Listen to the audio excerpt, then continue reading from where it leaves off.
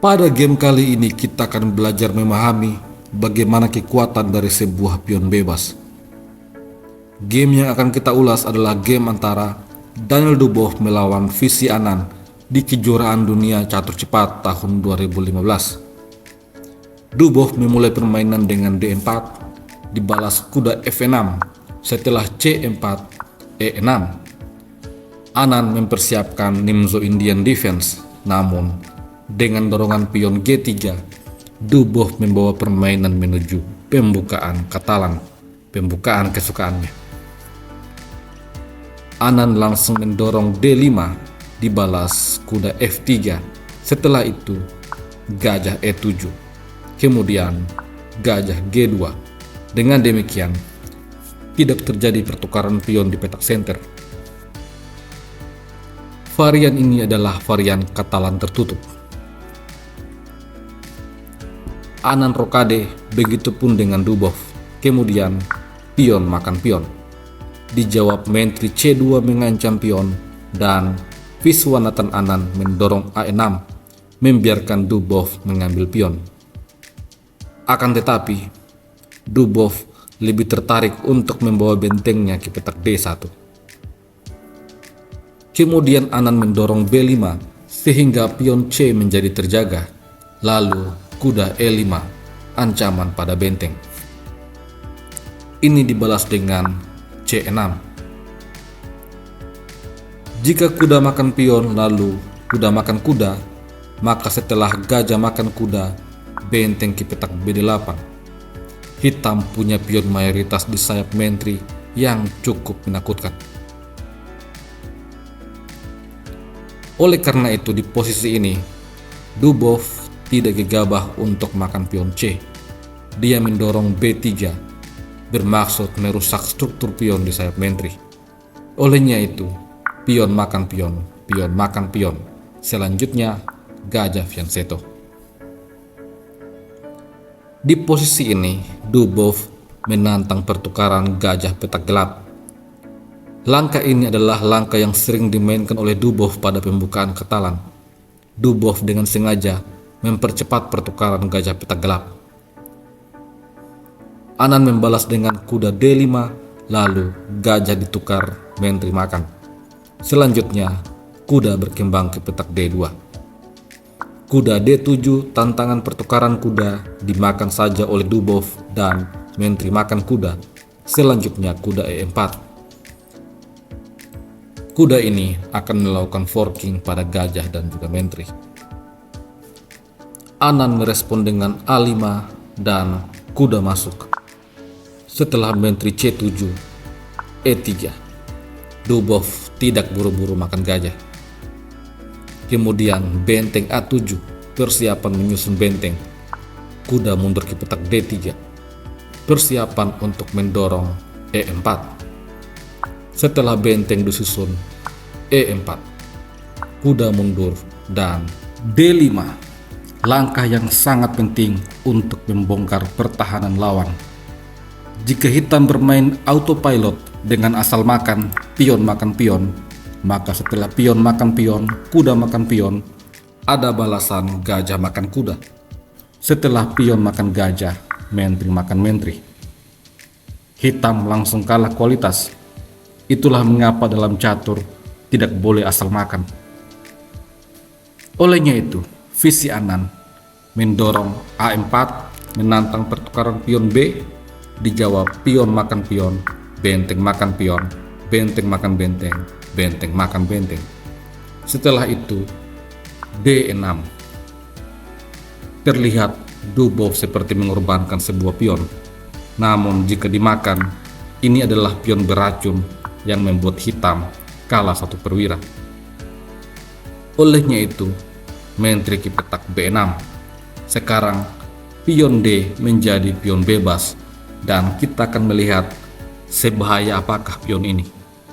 Di posisi ini, Daniel Dubow menempatkan kudanya di petak C5 untuk menyerang benteng, dan sebuah langkah yang sangat logis dimainkan Anand. Benteng menyerang menteri dan mengancam kuda.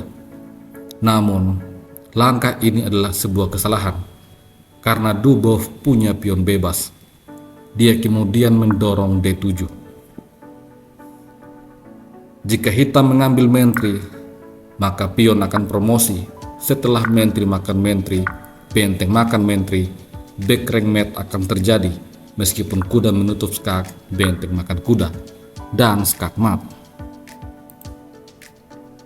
Oleh karena itu, kuda harus dikorbankan. Setelah kuda makan kuda menyerang menteri, hitam kalah 1 perwira. Setelah benteng makan menteri, kuda makan menteri, dan di posisi ini Dubov punya ancaman skakmat. Meskipun kalah perwira, Viswanathan Anand memiliki 2 pion bebas di sayap menteri yang cukup berbahaya. Namun pertama-tama, dia harus menghentikan ancaman skakmat dari Dubov. Viswanathan Anand terlebih dahulu mendorong pion ke petak G6, membuka luft untuk ruang pelarian bagi raja. Dibalas E5. Setelah itu B4. Gajah menyerang benteng. Benteng C5 menyerang pion. Kuda menyerang balik benteng. Benteng lari dan kuda melakukan skak. Setelah raja ke petak G7, kuda kembali skak. Raja mundur menyerang kuda dan kuda D6 memberikan pion untuk Anand. Pion E adalah pion beracun. Jika diambil oleh benteng dengan tujuan untuk menyerang gajah, maka ada serangan balik F4. Setelah benteng ke petak C5, gajahnya akan jatuh. Putih unggul 2 perwira. Oleh karena itu, gajah terlebih dahulu mundur ke petak A8, lalu F4 memperkuat pion. Setelah itu, Anand mendorong C5, bermaksud untuk mengadu gajah. Di posisi ini, langkah terbaik bagi putih adalah kuda ke petak C4. Jika benteng ke petak A2, ini akan dibalas dengan benteng D8. Hitam akan kalah 2 perwira. Dan apabila gajah makan gajah, hitam akan kehilangan bentengnya. Putih tetap akan unggul. Akan tetapi pada game sesungguhnya, di posisi ini, Daniel Dubov memilih untuk menukar gajah. Keunggulannya menjadi berkurang. Setelah itu, benteng makan gajah, dan sekarang dia harus menghadapi 2 pion bebas yang dimiliki oleh Anand. Dubov membawa benteng ke petak C1, sebuah langkah yang tidak tepat karena ada balasan benteng ke petak A2. Namun, Anand gagal melihat langkah itu. Dia mendorong B3. Setelah itu, kuda mundur ke petak C4. Lagi-lagi, langkah tidak tepat dimainkan oleh Dubov. Game ini adalah game dalam catur cepat sehingga akurasi Anand maupun Dubov tidak begitu tinggi sebagaimana game klasik. Benteng mundur ke petak A2, lalu benteng menyerang pion. Benteng serang kuda, kuda serang balik benteng. Setelah benteng C3 menjaga pion, raja diaktifkan ke petak F2. B2 membuka ancaman pada kuda, kuda B5. Serangan balik pada benteng. Setelah benteng C2 skak, raja E3 membiarkan Anand mengambil pion. Namun, Anand justru memainkan C4, langkah yang tidak tepat karena ada balasan kuda D4. Namun, Dubov di posisi ini memilih untuk raja D4. Setelah itu, benteng makan pion. Analisa engine menunjukkan bahwa putih hanya sedikit lebih unggul. Setelah itu, raja makan pion, lalu benteng G2 menyerang pion. Kuda D6, G5, pion makan pion, benteng makan pion, dan pion bebas Anand pun menjadi hilang. Setelah benteng makan pion, raja D4 menjaga pion. Setelah raja G7, Dubov memainkan langkah benteng F2. Permainan pun selesai. Langkah yang cukup logis bagi hitam adalah mendorong pion F5, di mana pion makan pion en passant. Setelah raja mundur ke petak kiri 8, kuda E4.